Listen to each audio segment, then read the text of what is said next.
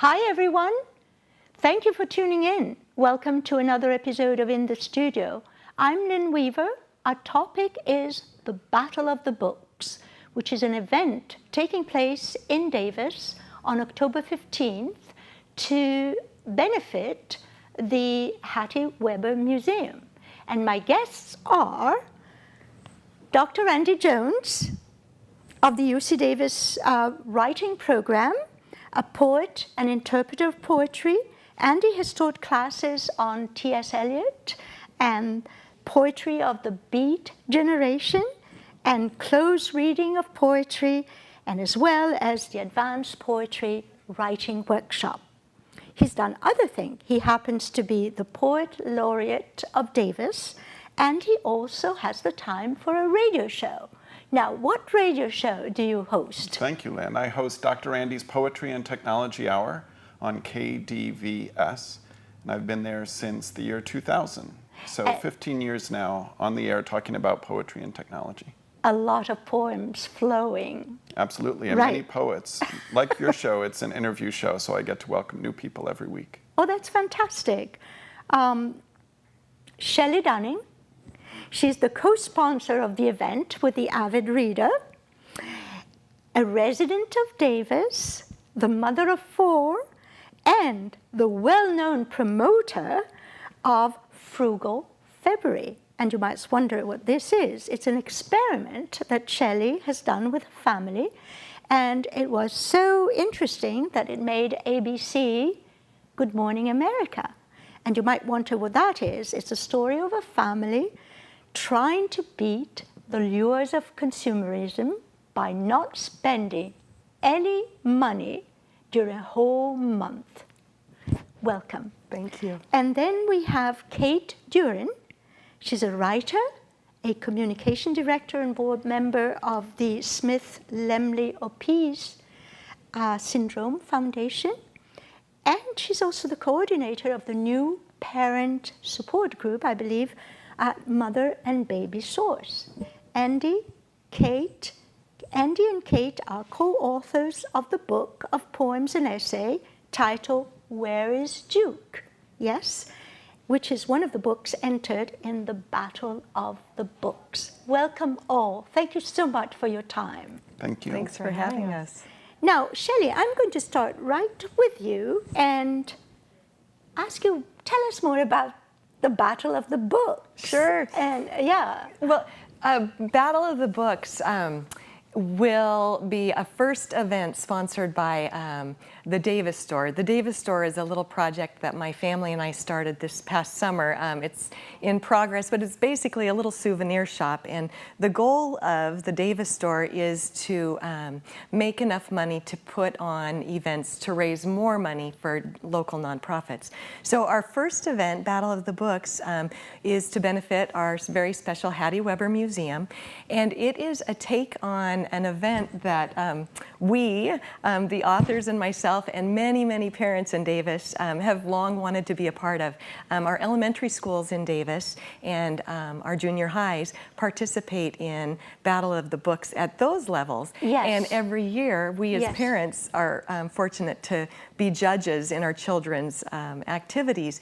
So rather than reading children's books, we have taken 6 wonderful Davis authors. The talent in Davis is amazing.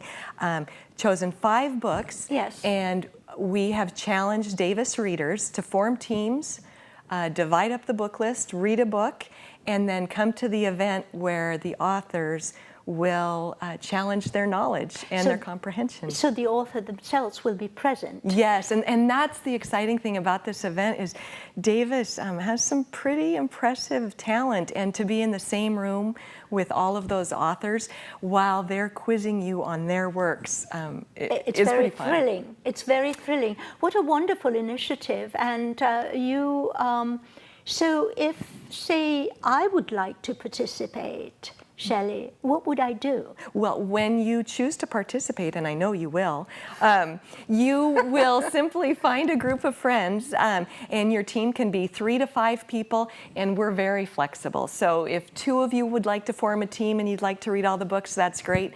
If you'd like to get 5 people on your team, choose the book, get your team members' names, go to thedavisstore.com, and click on the events tab and register, and then read the books and show up. That's fabulous. Now, we have a poster of the event, and I would like to show it so that we can get the dates and the where and all that.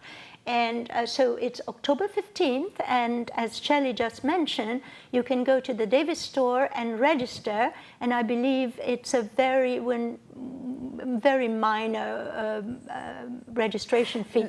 Yeah. And so this is how you do it. And on October 15, seems very soon to have read all these books, but you can read only one. That's the right. way I understand it. Yes.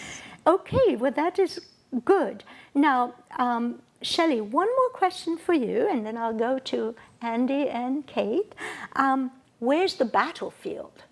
The battlefield is St. James Memorial Hall, and that's located on B Street, next to St. James Church. Yes. And the event will begin at 6 o'clock. We'll have food, we'll have wine, and the focus, as Andy and Kate will tell you, is really on fun that night. So if you choose not to compete that night, you would just like to come support the Hattie Weber Museum, sign up on the website, come have a glass of wine, root for your friends, and meet the authors. That's really going to be the highlight of the event. That's wonderful. Now, Andy and Kate have co-authored, and before I come to your book, which I haven't read, but I'm looking forward very much to reading it, I would like to direct our camera to the 5 books that have been selected for this event, and one is Indelibly Davis by former Chancellor Larry Vanderhoof, and then the other one is by the very famous author John Lesquois, and this time it's The Fall. I think it's his latest book, isn't it right?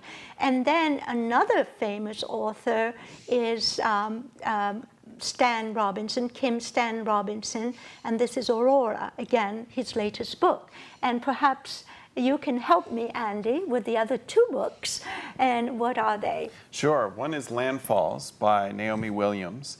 And she's also a Davis She's a Davis author, yes. And she's been a member of many writing groups. And Landfalls has really worked its way into the adoration of the critics. Yes. People across the country have highlighted it for praise. It's a historical novel about a French sea trip that took place in the 18th century. At first blush, it might not seem like an enthralling topic, but I'm reading the book now, and I think it's very engaging. And I've heard Naomi read from it, and it's just terrific. So I would encourage people to check that out. And then the 5th book is Where's Juki? And as you mentioned before, this is a book that Kate and I wrote together about the joys and challenges of raising a son with special needs. Yes. And as a poet, I've contributed the 30 or so poems in here, and Kate is an essayist and blogger, and so she's got about 8 or so essays in here. Yes, I was intrigued by the fact that it was this different format, poems and essayists, and I'm looking forward to talking a little more about the book itself.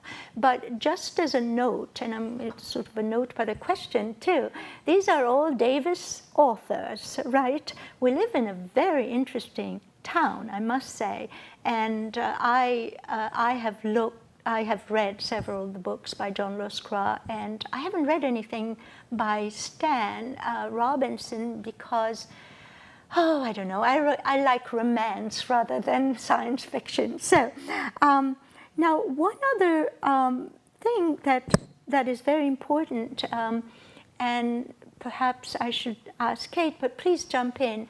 Who selected the books, and what were the criteria? I know I'm being on shaky grounds here. I don't have to. You don't have to reveal everything. Oh, no, you know, I think when we first came up with this idea, these were the only authors we invited. And I think because they all had, first of all, they're all very well known, Yes. but they all had very recent works. Yes.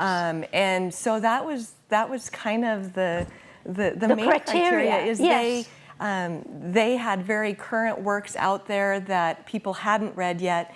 And so that was a fun way for us to bring in readers and have them read new works. So a great deal of coordination and perseverance, I suppose, to organize all this. Yes. Yeah, definitely. But I have to say I'm so impressed with the authors. I think, you know, I talk to friends across the country who know a lot of these names, and they think it's phenomenal. Yes. That they're participating. And I think for them, they think this is Davis. This is our Hattie Weber Museum. Of course, I would love to be a part of this. So it's really been a very easy, very fun process to organize. Well, I'm glad to hear. I'm glad to hear. So, Kate, let's talk a little bit about this book. Is it particularly about your son? Yes. So Andy and I have a son who was born with a rare genetic syndrome. He's now 14 years old. And I find that what helps me sort of just get through those challenging days is to think as I'm going through the day. I often actually think about writing it in my head. Maybe that's a little odd, or maybe that's just what writers Not do. at all, not at all. But sometimes I'm actually taking notes in my head and thinking, this moment is so odd or so crazy or so funny that I have to write it down. And so I started writing essays, and I started collecting them together on a blog, and all about the sort of joys and challenges of raising this very special but kind of Rascally Yes. boy, right? Yes. And you know, life is not always easy with him, but I wanted to share some of the joy that I think is sort of hidden for families like ours, because people sometimes see us on the street and think, you know, oh, that poor family has that huge challenge. Thank God that's not my kid, you know? Yeah, I think there's a lot of that. dislike that attitude Yeah. totally, because it is very demeaning, and it doesn't make sense. Sorry, this is just my editorial here. But your essays, so they have different themes, Right. different So topics. I Yes. wanted to share some of the things that I think people don't know about raising a child like Juki. So I wrote about some of the happy times with him, you know, some of the times that we have cause to celebrate, but I also write about some of the deeply sad moments. Of course. And Juki, is Juki the name of your son? So his name is actually Jackson, but his sister nicknamed him when Juki, How when he was a baby, How and sweet. it stuck. Now, I understand you have a short excerpt that I've I asked do. you to read. I do. Yes, our time is very limited, Okay. but hopefully it is short, because Yes, I'd it's like to short. go to Andy and have a little bit of his, a little snippet of his poem as well. Sure. So please go ahead, Okay. Kate. So this is titled Meet Juki. Meet Juki. Probably more than any other photo I have, this one shows Juki's true self. Yes, he is sitting inside a box on the top shelf of his closet.